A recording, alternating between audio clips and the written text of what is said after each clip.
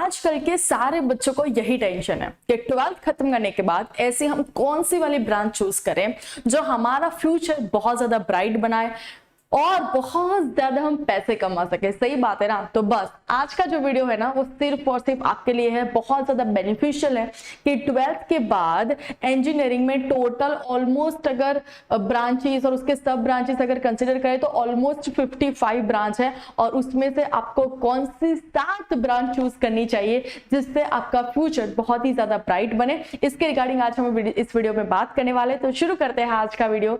My self भूमि पटेल और आप सबका स्वागत है प्रियसर ज्ञानपीठ प्लेटफॉर्म पे। और अगर आप इस चैनल पे नए हो, सब्सक्राइब नहीं किया है तो कर दीजिएगा और ये वीडियो अगर आपको बेनिफिशियल लगे, नहीं लगने वाला ही है, तो अपने दोस्तों को जरूर शेयर कर दीजिएगा। चलो शुरू करते हैं बेटा। How to choose the best engineering branch, कैसे चूज करें, आपको टेंशन लेने की जरूरत नहीं है। यहाँ पे मैंने 7 इंजीनियरिंग ब्रांचेस ऑलरेडी लिख दिए हैं और आपको इसी में से ही किसी एक ब्रांच में जाना है जिससे आपका फ्यूचर बहुत ज्यादा ब्राइट बने। चलो शुरू करें। फर्स्ट है मैथमेटिकल एंड कंप्यूटर इंजीनियरिंग। ये जो ब्रांच है वो बहुत ही ज्यादा रेयर, मतलब बहुत ही कम लोग लेते हैं, या फिर बहुत सारे लोग कंप्यूटर इंजीनियरिंग कर लेते हैं लेकिन कोई भी person mathematical and computer engineering साथ में नहीं जाता है। ये चीज बेनिफिशियल क्यों है, ये ब्रांच आपके लिए इंपॉर्टेंट क्यों है, मैं आपको सिखाती हूँ। बहुत combination of the mathematics, because ये वाली जो ब्रांच है इसमें आपको कंप्यूटर तो सिखाया जाएगा, उसके कोडिंग और सब कुछ सिखाया जाएगा, उसके साथ साथ आपको मैथमेटिकल चीजें भी सिखाई जाएगी। द रीजन है इसकी, बहुत सारे लोगों का क्या होता है, जो लोग सिर्फ और सिर्फ कंप्यूटर इंजीनियरिंग करते हैं तो जब वो कोडिंग करते हैं और कोडिंग में बहुत सारे फॉर्मूलाज यूज करने पड़ते हैं, because they are weak in a mathematics, वो प्रॉपर फॉर्मूला को यूज नहीं कर पाते हैं, तो इतना ज्यादा जो वो वेबसाइट बनाते हैं या फिर जो भी कोडिंग करते हैं उसमें ज्यादा वो इंप्रूव नहीं कर पाते हैं। तो अगर कोई भी person mathematical and computer engineering वाली ब्रांच लेता है तो बहुत ही ज्यादा सक्सेसफुल बन जाता है। Covering the major areas in demand today, this course is of utmost value of the inspiring engineers. अभी एक एग्जाम्पल के थ्रू मैंने सिखा दी। स्कोप आपके यहाँ पे इस जगह पे है कि game theory specialist, researcher, stock market, risk analytic and industries. सबसे पहले हम बात करेंगे स्टॉक मार्केट। तो स्टॉक मार्केट तो सबको पता है कि जब भी हम स्टॉक खरीदते हैं या फिर हम उसको बेचना होता है तो एक नंबर लिख देते हैं कि कौन से नंबर पे अगर आपने 200 स्टॉक लिए हैं, राइट, और अगर उसका भाव 195 चल रहा है और आपको लगता है कि 200 पे वो जाने वाला है, तो आप बार बार क्या करोगे, उसको चेक नहीं करोगे, आप एक लिमिट सेट करोगे 200 और 200 में आपने जो भी शेयर लिए हैं वो सारे सेल हो जाएंगे। तो ये पूरा एक कोडिंग सिस्टम होता है, राइट, कंप्यूटर बेस्ड सारी सिस्टम होती है और उसमें मैथमेटिकली चीजें आपको आना बहुत ज्यादा जरूरी है कि इससे इतना होता है। और अभी तो बहुत सारे ऐसे ऐप आ गई है कि जहां पे वो कंपनी के, फॉर एग्जांपल अगर हम टाटा की बात करें तो वो कंपनी जब से शुरू हुई है और आज तक उसका ग्रोथ कैसे से कैसे हो रहा है वो प्रॉपर आपको एक एनालिसिस करके देता है। वो सारी चीजें आपको इस ब्रांच में प्रॉपर्ली सब कुछ सिखाया जाएगी, मैथमेटिक्स प्लस कंप्यूटर बेस्ड। दूसरी अगर हम बात करें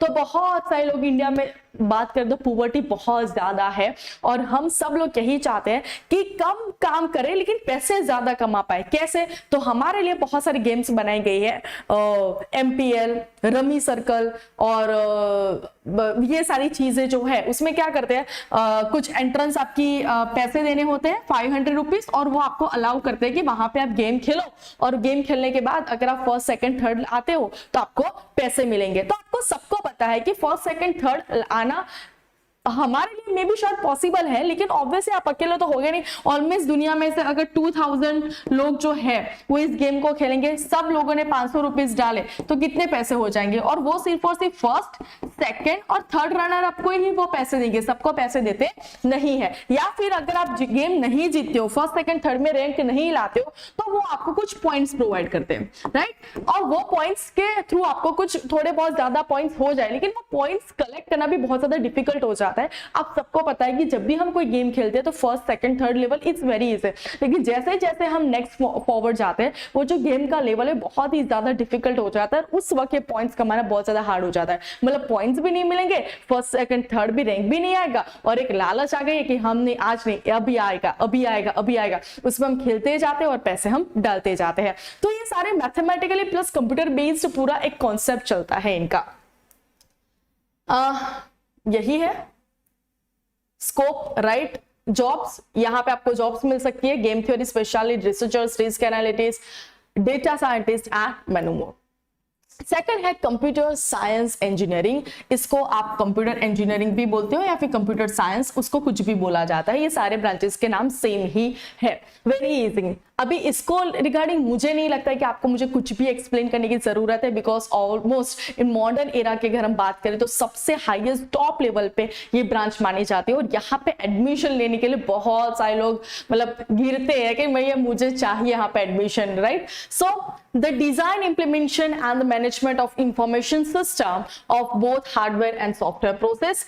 यहाँ पे India is the IT hub of the world. आप सबको पता है कि आउटर साइड जो होता है ना, फॉर एग्जाम्पल अगर आपने TCS अगर कहीं पे भी काम किया है तो वो सारी जो कंपनी उनके tie up out of country के साथ चलते रहते हैं, USA के साथ और कहीं के साथ, तो उनका जो कॉलैब है ना वो चलता रहता है। पहले मोस्टली जो आउट ऑफ कंट्री है ना, उसका जो सबसे ज्यादा मार्केट था जो लेके बैठे थे वो हमारे चाइना वाले, लेकिन चाइना वाले ने जब से हमें कोरोना दे दिया ना सबको, तब से उन्होंने चाइना के साथ थोड़े रिलेशन बंद कर दिए और हमारे इंडिया के साथ उन्होंने कॉलैब ज्यादा कर दिया, राइट। तो बहुत ज्यादा चांसेस है अगर आप कंप्यूटर साइंस देते हो तो। नेक्स्ट है हमारा इलेक्ट्रॉनिक एंड कम्युनिकेशन इंजीनियरिंग। आप बोलोगे कि मैं बहुत सारे लोग जो है ना वो सिर्फ और सिर्फ कंप्यूटर और IT के रिगार्डिंग ही बताते हैं कि उसी ब्रांच में जाना चाहिए और इलेक्ट्रॉनिक्स की कोई डिमांड नहीं है। बेटा आजू बाजू देखो, हर जगह इलेक्ट्रॉनिक्स है। यहाँ पे मैं खुद की बात करूँ, अभी मैं जितना ऑफलाइन नहीं पढ़ाती उतना ऑनलाइन पढ़ाती हूँ, और ऑनलाइन स्मार्ट टीवी लेके दीजिए, कितना कुछ आता है। और स्मार्ट टीवी सिर्फ और सिर्फ मेरे एजुकेटर के पास नहीं है, दुनिया में ऐसे कितने एजुकेटर्स है वो स्मार्ट टीवी का यूज करते हैं। ये पेन ले लीजिए आप, है ना, कुछ भी ले लीजिए। तो इलेक्ट्रॉनिक्स का भी बहुत ही ज्यादा डिमांड आने वाला है, और इलेक्ट्रॉनिक्स में तो आप कुछ भी कर सकते हो यार। A discipline of the engineering that involves developing and testing electronic circuits and communication devices like transmitters, receivers and integrated circuit. अगर आपको 11th 12th में फिजिक्स वाले पोर्शन में इंटरेस्ट हो तभी आप इस ब्रांच चूज करना, बिकॉज यहाँ पे ये तार यहाँ से जाएगा, ये यहाँ से जाएगा, और ऑब्वियसली बहुत सारी चीजें आपको करनी पड़ेगी।